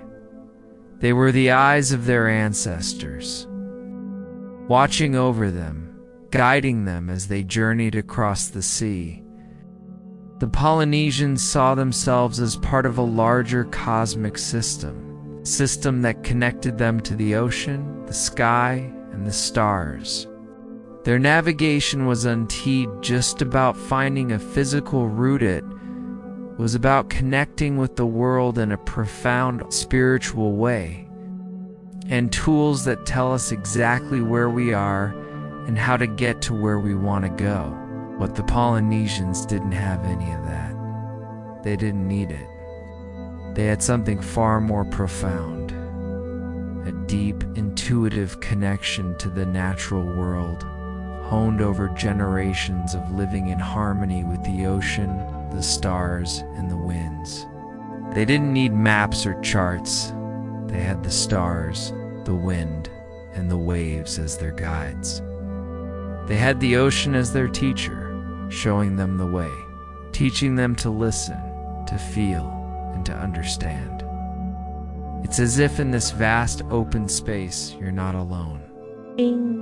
The ocean, the wind, the stars, they are all part of you, and you in turn are part of them. For the Polynesians, this was not just a metaphor, it was a way of life. The act of navigation was not only physical, it was a spiritual journey, a constant dialogue between the sailor and the world around them. They didn't just travel across the ocean, they communicated with it, listened to it, felt it. And through that connection, they found their way. As you sit on your imagined canoe, the steady rhythm of the waves beneath you, you might begin to understand something fundamental about the Polynesian way of life. It wasn't tea. Just about knowing how to sail it was about understanding the world in its entirety. Stars, the ocean, the wind, the birds, they were not separate from one another. They were part of a vast, interconnected system. A system that the Polynesians had spent centuries learning to read, to understand, and to live with. This was the essence of Polynesian navigation. It was not about conquering the ocean. It was about becoming one with it, listening to its rhythms and using those rhythms to guide your journey. To sail across the ocean was not just to move across the water. It was to move with the water, to flow with it, to be part of the journey, not just the traveler. Historians still marvel at the incredible sophistication of Polynesian navigation, and it's easy to see why. And yet, it wasn't just the physical elements of nature that guided them. It was something more subtle, something more deeply spiritual. For the Polynesians, navigating wasn't a solitary activity, it was a communal one. But what happens when that connection is lost? The art of Polynesian navigation, once passed down so carefully and precisely, began to fade in the face of colonization and modernity. Yet, as with all things, there were those who refused to let that knowledge slip away. But MOA's efforts were not just about preserving a set of skills, they were about reconnecting with something deeper, something more spiritual. Now, imagine yourself once more on that canoe, sailing across the vast ocean. The stars overhead, the wind in your hair, and the rhythm of the waves beneath you. The gentle hum of the ocean continues, and you find yourself floating in a space where time feels like an illusion, as though you've stepped outside of it altogether. The stars above seem to shimmer and shift, guiding you onward, while the water beneath your canoe ripples in subtle rhythms. The wind picks up again, its cool caress, a reminder of how the ocean is both an ally and a mystery.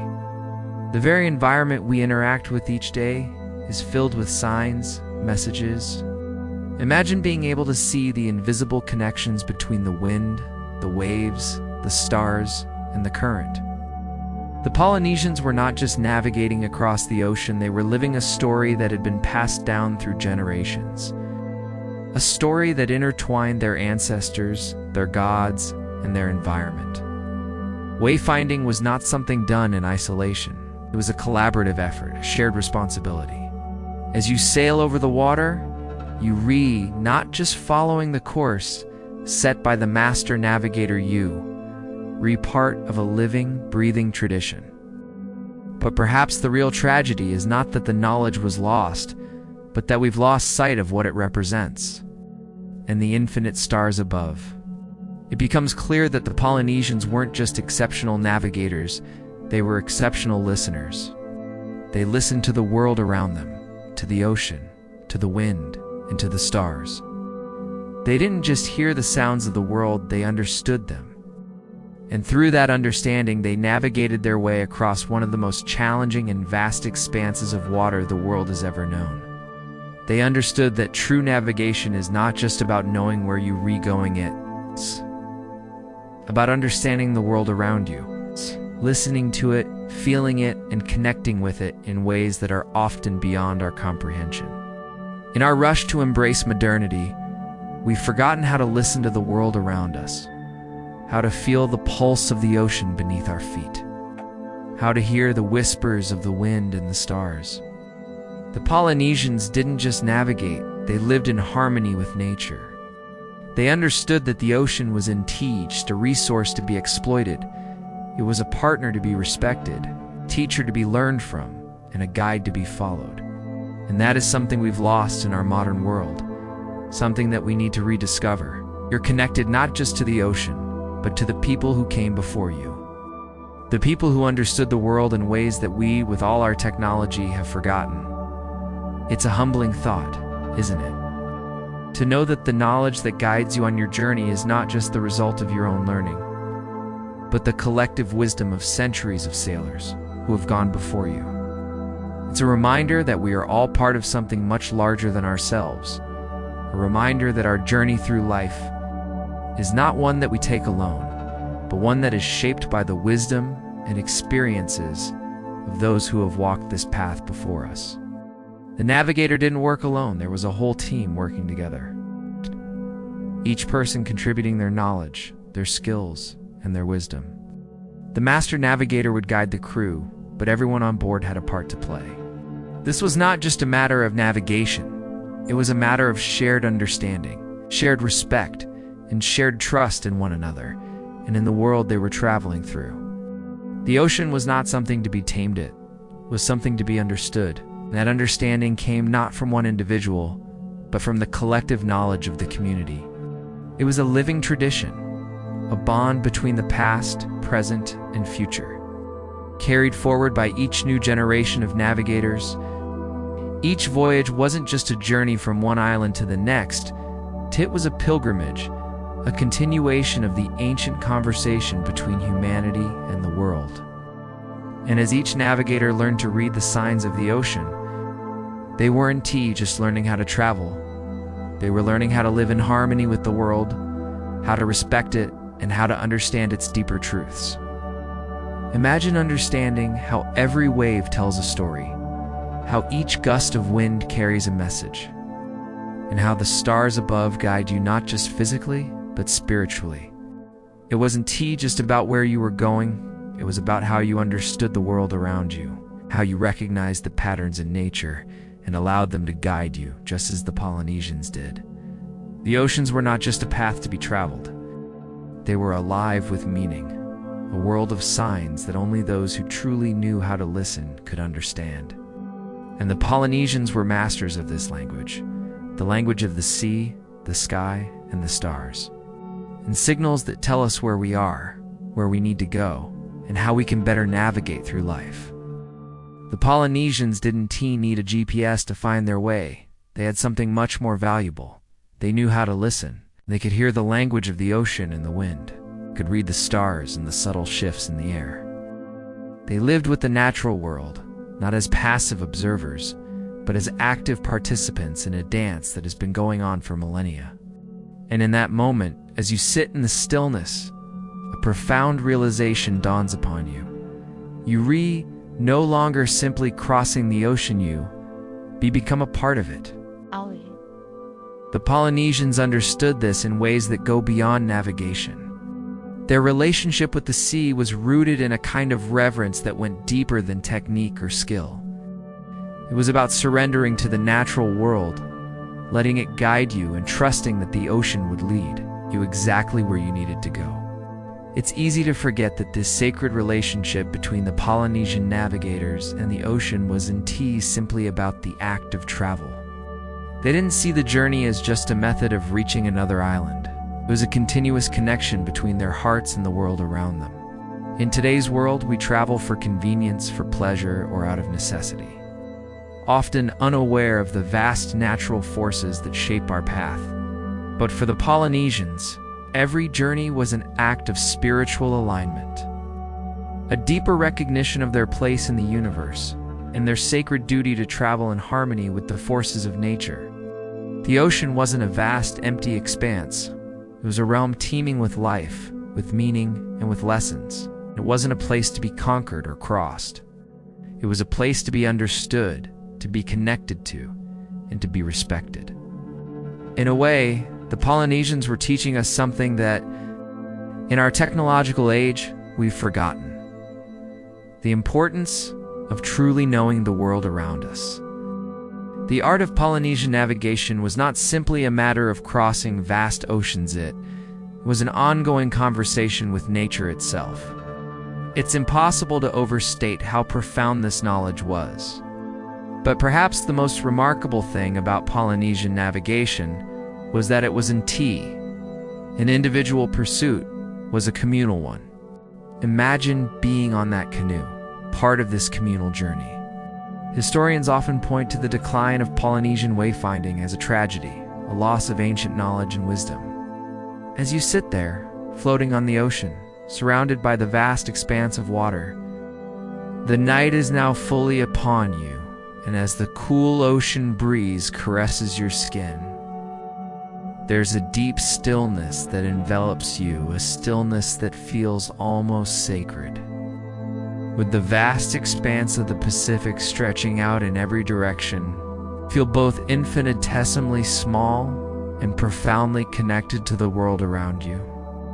You're aware of every subtle shift in the water, every change in the air, and the quiet hum of the world as it moves around you. It's in these moments that the Polynesian wayfinders were most alive. It was a philosophy, a framework for understanding the world that permeated every aspect of Polynesian culture. To be a wayfinder was to be intimately connected with the world. To see the ocean not as an obstacle, but as a pathway to understanding. It was a worldview that recognized the interconnectedness of all things. It saw the stars, the wind, the water, and the earth as parts of a greater whole. This is a lesson that we too can learn. In a world that is increasingly dominated by technology and digital devices, we can look to the Polynesians as a reminder that true navigation is not about control, it's about understanding.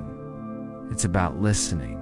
It's about recognizing that the world is alive, and that everything in its every wave, every gust of wind, every star is part of a larger interconnected system. To navigate through life, then, it's not just to follow a set of directions, it is to listen to the world around you, to feel the rhythms of the earth and to trust that. If you are in tune with the world, it will guide you. This worldview wasn't just about survival, it was about thriving in harmony with the environment. It's a spiritual journey, one that reconnects you with the world, one that teaches you to listen to the natural world and to understand its messages. The Polynesians understood that the ocean was not just a way to travel, it was a teacher that could guide you not just across the ocean, but through life itself. And in the quiet of the night, with the stars shining above you, and the gentle waves lapping against your canoe, you understand that the same lesson is still waiting for us. All we need to do is listen. It was about understanding that we, as humans, are not separate from the world around us. We are part of it. And to truly understand the world, we must learn how to listen, how to feel, how to connect with it on a deeper level. They were acutely attuned to every change in the environment. The navigators knew that in order to survive on the ocean, they had to become a part of it, to align themselves with its rhythms. They didn't fight the waves, they flowed with them. They didn't try to control the wind, they used it to their advantage. When the ocean was calm and still, they knew it was time to pause and reflect, to reconnect with the spiritual world, to honor the forces that had guided them. The art of navigation was an act of deep respect for the natural world, a practice of humility and reverence for the ocean, the wind, and the stars. To navigate was to engage in a sacred dialogue with the natural world. one that could only be understood by those who knew how to listen deeply. The stars, the wind, the waves, they weren't just objects to be observed, they were messages. Signs to be understood, guiding the way across a sea that seemed, at times, endless. We've become so accustomed to living in a world of machines, of technology, of constant noise and distraction, that we've lost touch with the rhythms of the earth. We no longer feel the subtle shifts in the wind or the change in the waves. We no longer hear the messages that the stars, the ocean, and the wind are trying to send us. The Polynesians, however, knew how to listen. They had a kind of quiet wisdom that allowed them to navigate across vast oceans without modern tools. To travel from island to island, guided not by technology, but by the natural world. And it's this deep understanding of the world that makes Polynesian navigation so extraordinary. They didn't just use the world, they were in relationship with it.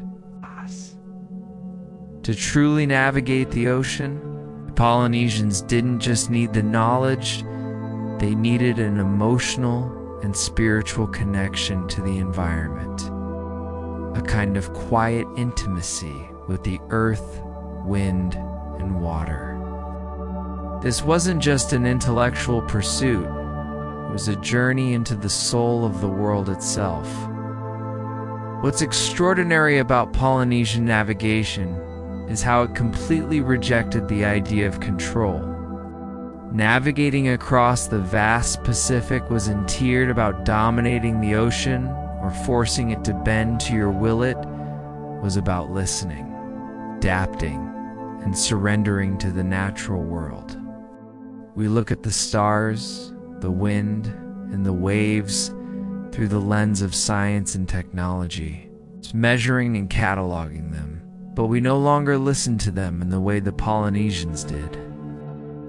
To them, the ocean was a living being, capable of telling stories, offering guidance, and providing wisdom. They didn't just travel on it, they communed with it. The wind wasn't simply a force to be harnessed, it was a messenger. The stars were not just points of light, they were the eyes of ancestors, watching over the navigator's journey. The waves weren't just obstacles, they were signposts marking the way forward.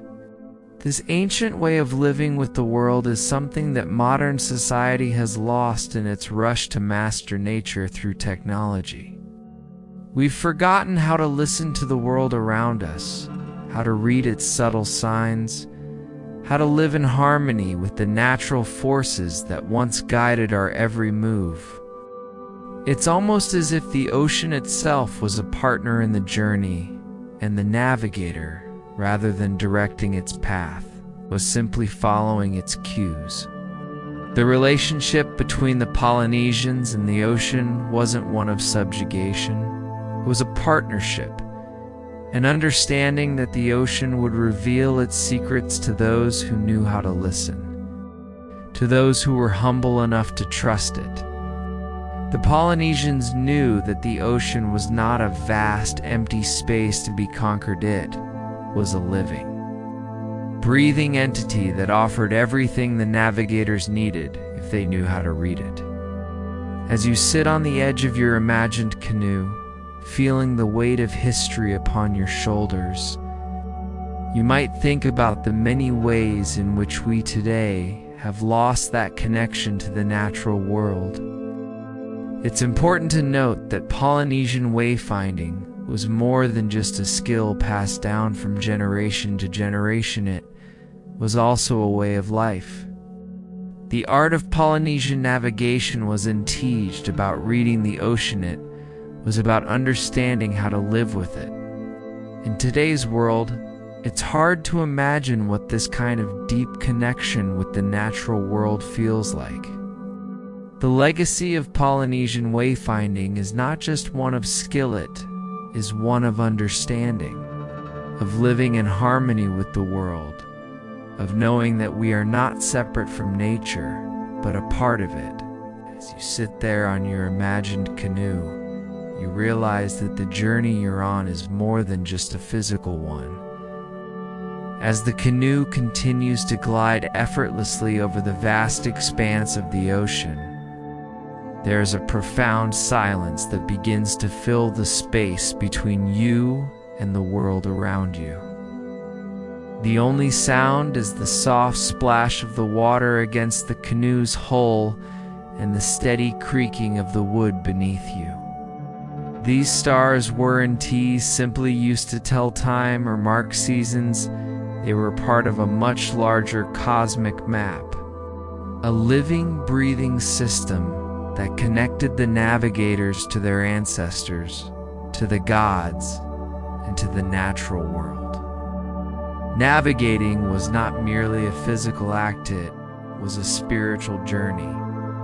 The ocean wasn't just a means of travel, it was a sacred space where the navigator could connect with the universe, with the gods, and with the spirits of their ancestors. Every journey was an act of respect, of humility, and of reverence. We live in a world dominated by technology, by screens and devices that tell us exactly where we are, where we're going, and how to get there. We no longer need to read the stars or feel the ocean beneath us to know our path. You are not just traveling across the ocean, you are traveling through life, guided by the same forces that have guided every sailor, every wanderer, every seeker before you. You are part of a tradition that stretches back thousands of years, a tradition of deep understanding, of listening, and of living in harmony with the world around you. And in that moment, you realize that the journey you re on is not just about where you. It's about how you re-going.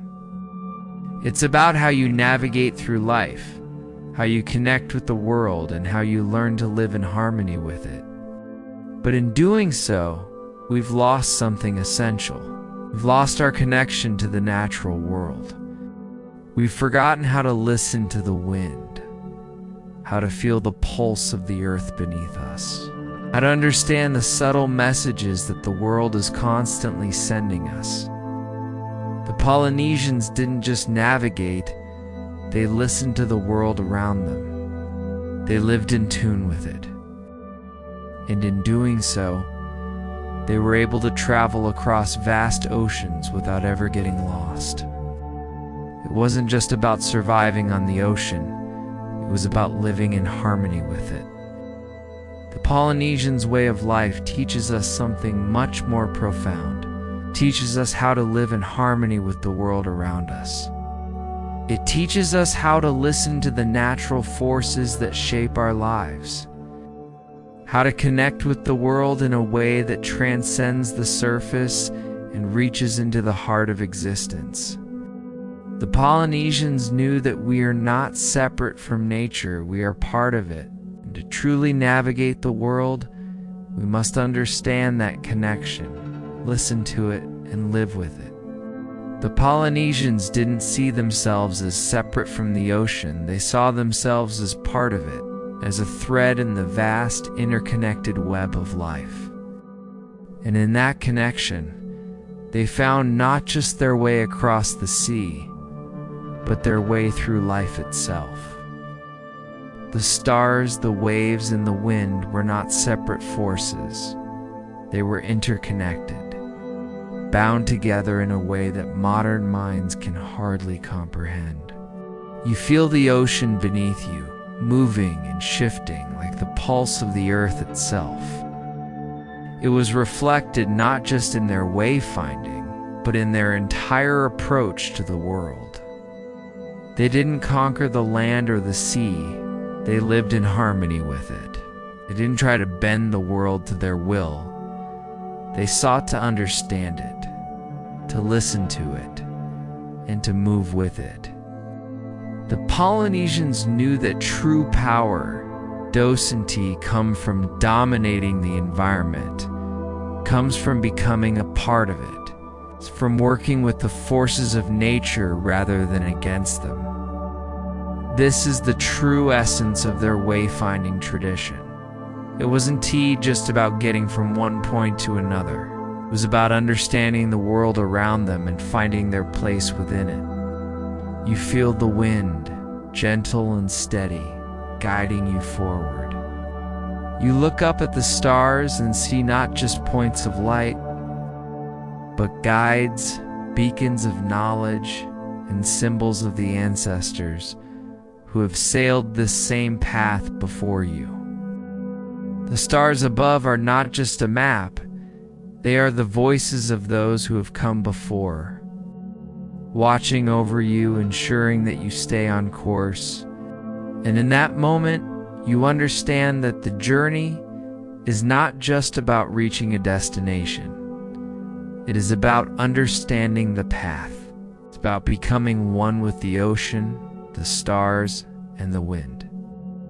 In navigating, the Polynesians didn't just read the stars, they felt them, understood the way the ocean spoke through the stars, the way the wind carried stories from far-off lands. They knew that the stars were the eyes of their ancestors, watching over them, guiding them, ensuring they stayed on course. They weren't just navigating, they were maintaining an ongoing dialogue with the universe. It's as if in this stillness you have become part of the ocean itself. The open ocean stretches out for thousands of miles. With no land in sight, no landmarks, and no obvious markers to guide the way.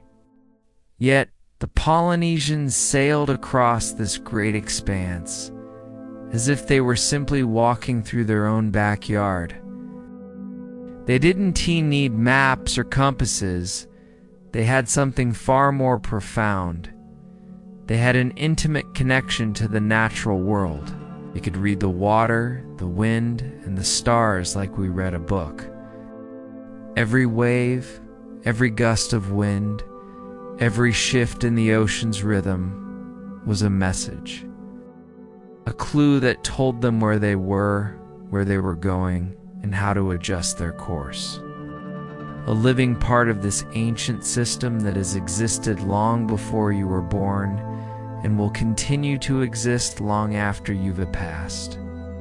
The stars above are still bright and constant, but now they seem less like distant lights in the sky and more like old friends guiding you through the dark. They are both your past and your future, the beacons of ancient knowledge, urging you forward through time, through space, through the journey of life itself.